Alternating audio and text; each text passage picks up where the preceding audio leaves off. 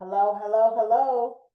I'm Dr. Tracy McClellan with the Medical Institute of South Georgia. And today we're going to talk about chapter 3 in your nurse aid training book. You should have your book in front of you and you should be able to follow along. This will basically be an overview of the material. If you have not read the chapter, I would certainly advise that you do so. And that's going to help you when you're doing your highlighting and recognizing what's important in the chapter. So let's get started with chapter 3.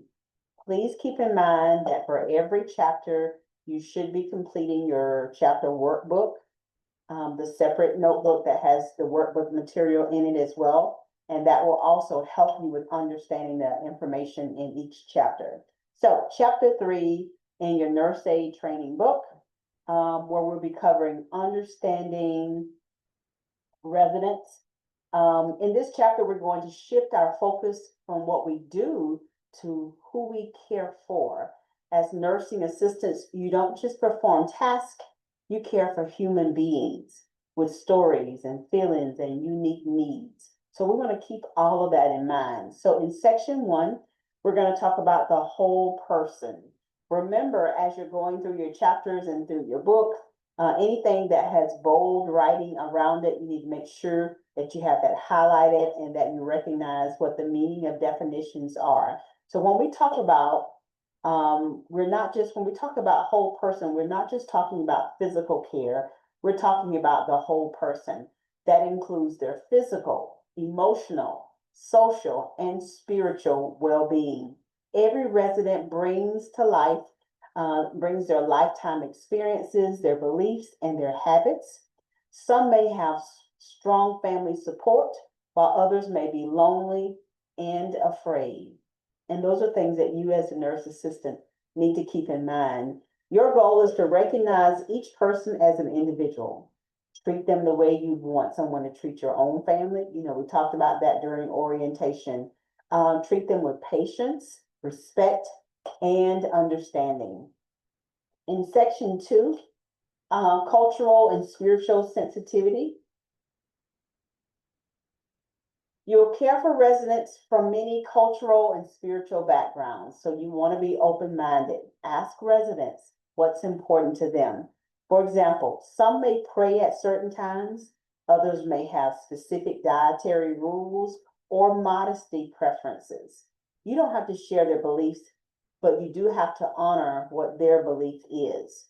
A small gesture like respecting prayer time or speaking kindly about someone's culture can make a big difference. So you don't have to share their specific beliefs, but you do want to make sure you honor what their beliefs are.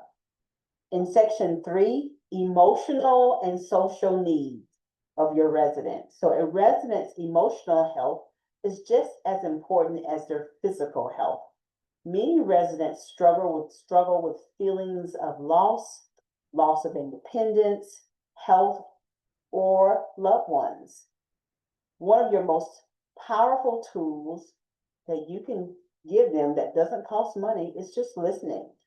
Take time to talk, to smile, and encourage conversation. Encourage residents to participate in activities. What about social connections? This is very important at this age and stage of their residents' lives. Social connections prevent loneliness and depression, and you have the power to make that happen every single day that you clock in and you're there to take care of a resident. Section 4, recognizing and preventing abuse and neglect. Sadly enough, yes, it does happen. Not every resident receives the care and respect that they deserve. That's why it's vital to recognize and report any signs of abuse or neglect that you may see or experience. And of course, you're not the one giving the abuse or neglect. We know not. Abuse can be physical abuse, emotional, sexual, or financial. Neglect happens when needs are ignored, such as providing food, providing hygiene, or medical attention. If you ever suspect abuse, report it immediately to your nurse or to your supervisor. Don't forget about the chain of command. We talked about this in orientation. If there's a problem, go to the direct person above you. If you think that they are the ones giving the abuse or the neglect, then you may have to go above them to the person above, in the next chain of command status. So you are legally and ethically required to protect your residents.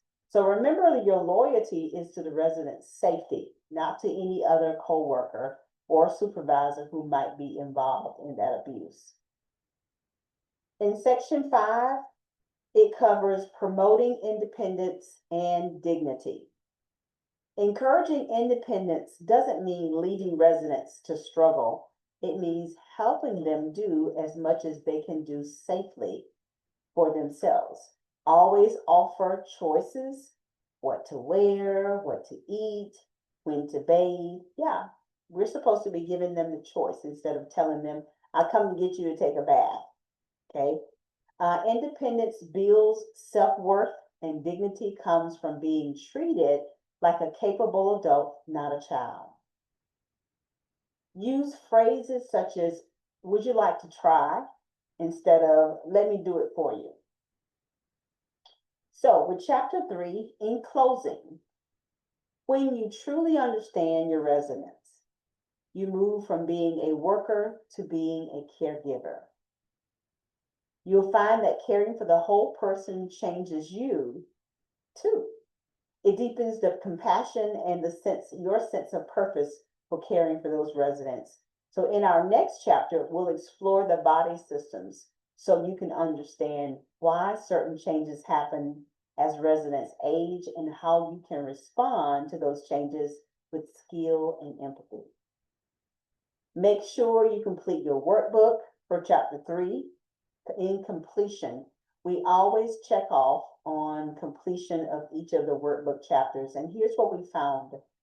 Students who successfully complete that workbook, making sure their answers are correct, reading the material, completing the workbook, typically do better on the state exam in the end.